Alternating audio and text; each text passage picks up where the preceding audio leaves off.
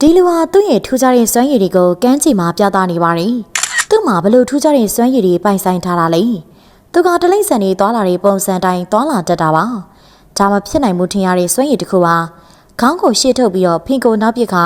ကုန်းပြီးတော့တလိမ့်ဆန်တကောင်ပုံစံတိုင်းလမ်းလျှောက်ပြနေပါတယ်။ဘယ်တလိမ့်ဆန်ပုံစံနဲ့တူနေပါသလဲ။ဝဝတကောင်လမ်းလျှောက်တာနဲ့မတူဘူးလား။သူကတရိษံကောင်ပုံစံနဲ့လမ်းလျှောက်တတာမဟုတ်ပါဘူးတခြားတရိษံပုံစံနဲ့လည်းလျှောက်တတ်ပါသေးတယ်အခုလေခြေနဲ့ချောင်းကိုပခုံးပေါ်တင်လိုက်ပြီးတော့ခနဲ့တစ်ကောင်သွားတဲ့ပုံစံနဲ့သွားပြနေပါတယ်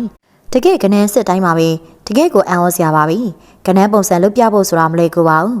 အကျော်တော်လေးပြောမှဒီပုံစံကလုတ်ပြလို့ရပါမယ်ခနဲ့တစ်ကောင်လိုကန်းချီမှာပြေးလွှားပြပါသေးတယ်ဈားနေမကသေးပါဘူးဖားတဲ့ကောင်လိုသွားလာလှုပ်ရှားပြပါသေးတယ်အဝေးရောက်အောင်ခုံနိုင်ပါသေးတယ်ဖားရီလိုအပြုတ်မှုတိုင်းပုံဖော်နိုင်တာချီကျူးစရာကောင်းပါရီသူကပြောင်းလဲတဲ့တလိဆန်တွေတဲ့အနည်းဆက်ဆုံးတူတဲ့သူ့ရဲ့ပုံစံကြောင့်ဆိုရှယ်မီဒီယာမှာနာမည်ကြီးလာသူတယောက်ဖြစ်လာခဲ့ပါရီဟုတ်ကဲ့ပါကျမတို့ရဲ့ channel လေးကနေပြီးတော့ထူးဆန်းထွေလာဖြစ်စဉ်လေးတွေကိုပရိသတ်ကြီးတို့အတွက်တင်ဆက်ပေးနေရပဲဖြစ်ပါရဲ့ရှင်